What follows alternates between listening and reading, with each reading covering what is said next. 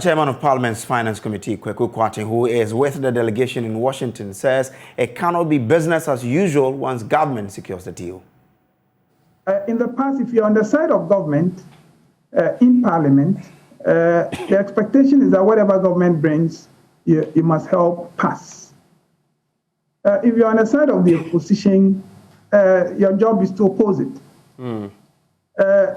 I think we need some kind of political consensus that an arrangement or a practice that has not helped us all these years and has driven Ghana to a point where we need to tell our pensioners that the money you invested with government, we are not going to be able to pay them to you as we promised.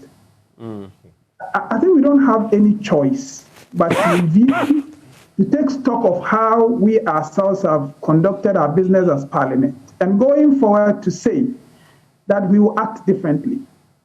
Many of us feel very committed to that. There's no point in being partisan in Parliament and just okaying everything that government brings because you're in the same party, only for you to see your country go through some of these embarrassing experiences about begging people for forgiveness. Ghana is a very proud country. And I think what is happening now should signal to all of us as politicians that things will have to change. And Parliament, as far as we can, we will do our part. We would exert whatever influence we have in ensuring that the right thing gets done. It is also my plea to the executive that it cannot be business as usual, overspending our means and then borrowing to fill that gap. The evidence is that it has not been helpful. I don't doubt that COVID-19 and the Russian-Ukraine war have impacted us negatively. But as is the story here in Washington, when COVID came, those that had good immune systems were able to withstand it more than those whose immune systems were weak. We should learn a lesson from that and so conduct our economy that in future, even if another COVID would come, our immune system will be stronger than it was this time. That is the last point I'd like to make is also to us as citizens. It's very easy to look at political leadership and to say that they ought to have fixed things, and we hear that all the time.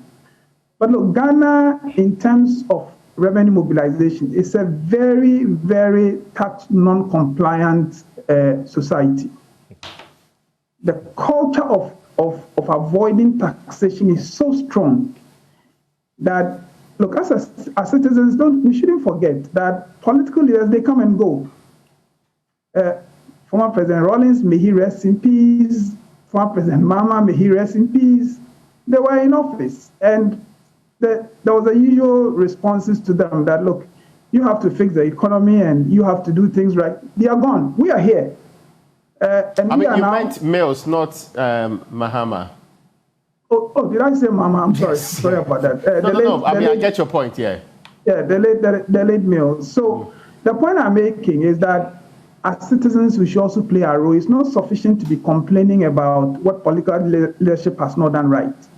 We must examine our own selves and see whether we have been very honest in the payment of our taxes. And if not, to see how we too would play our role.